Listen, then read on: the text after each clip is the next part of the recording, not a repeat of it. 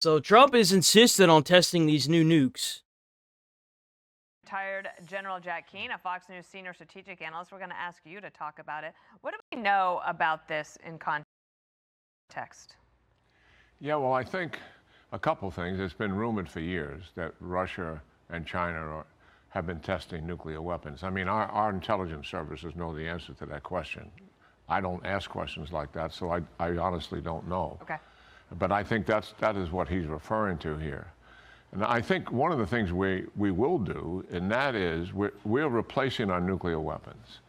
And while we will not, there's no plans that I'm aware of, except for what the president is saying here, to test the explosive side of the nuclear weapon. We test the subcritical systems routinely. And given we've got new weapons, we're going to test those subsystems for sure. And I think one of the things that's operating here possibly is the president is taking a stand with Putin always brandishing and threatening the use of nuclear escalation in Ukraine. And recently referred to in that interview, you know, he tested it. It's the only reason. It is the only reason why we haven't used more lethal force as Americans towards Putin and his aggression towards the Ukraine.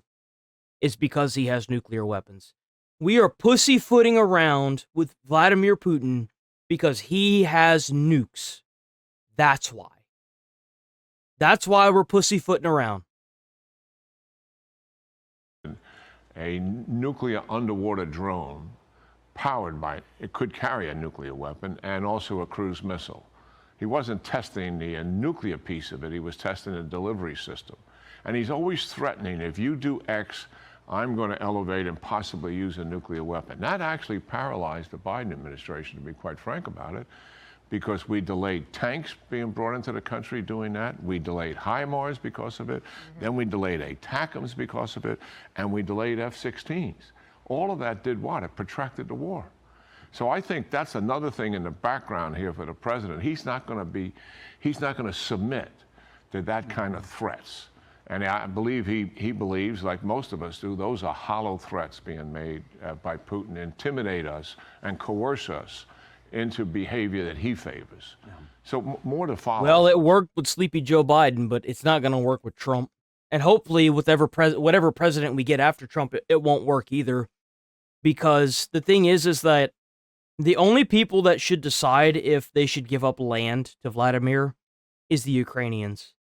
It shouldn't be the U.S., it shouldn't be Israel, it shouldn't be anybody other than the Ukraine.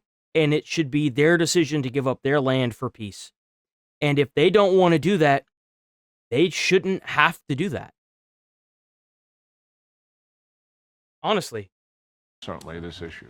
Let's talk about Africa. It's a story that's kind of gone under the radar, but there is a lot of action in that continent now. He was asked about Nigeria and the persecution of Christians. We're not going to cover that again. We covered that yesterday. We don't care.